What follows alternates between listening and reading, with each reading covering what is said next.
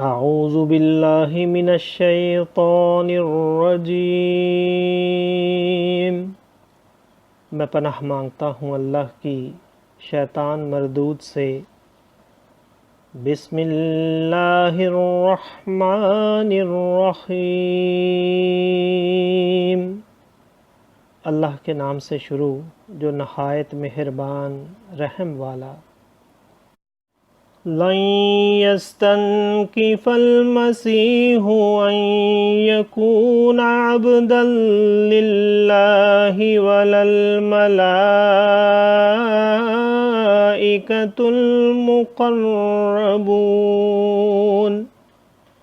ومن يستنكف عن عبادته ويستكبر فسيحشرهم إليه جميعا فأما الذين آمنوا وعملوا الصالحات فيوفيهم أجورهم ويزيدهم من فضله وأما الذين استنكفوا واستكبروا فيعذبهم عذابا أليما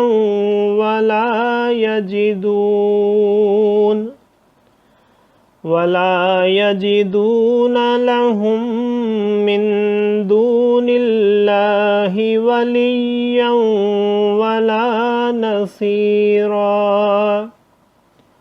يا أيها الناس قد جاءكم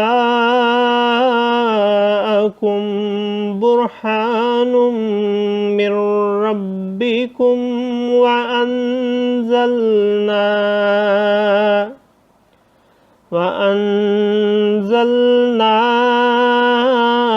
إليكم نورا مبينا۔ فأما الذين آمنوا بالله واعتصموا به فسيدخلهم في رحمة منه وفضل ويهديهم إليه صراطا مستقيما۔ يستفتونك قل الله يفتيكم في الكلالة إن امرؤ هلك ليس له ولد وله أخت فلها نصف ما ترك وهو يرثها إن لم يكن لها ولد فإن كانت اثنتين فلهما الثلثان مما ترك وإن كانوا إخوة رجالا ونساء فللذكر مثل حظ الأنثيين يبين الله لكم أن تضلوا والله بكل شيء عليم۔ صدق اللہ العظیم۔ مسیح اللہ کا بندہ بننے سے کچھ نفرت نہیں کرتا اور نہ مقرب فرشتے، اور جو اللہ کی بندگی سے نفرت اور تکبر کرے تو کوئی دم جاتا ہے کہ وہ ان سب کو اپنی طرف ہانکے گا، تو وہ جو ایمان لائے اور اچھے کام کیے ان کی مزدوری انہیں بھرپور دے کر اپنے فضل سے انہیں اور زیادہ دے گا، اور وہ جنہوں نے نفرت اور تکبر کیا تھا انہیں دردناک سزا دے گا، اور اللہ کے سوا نہ اپنا کوئی حمایتی پائیں گے نہ مددگار۔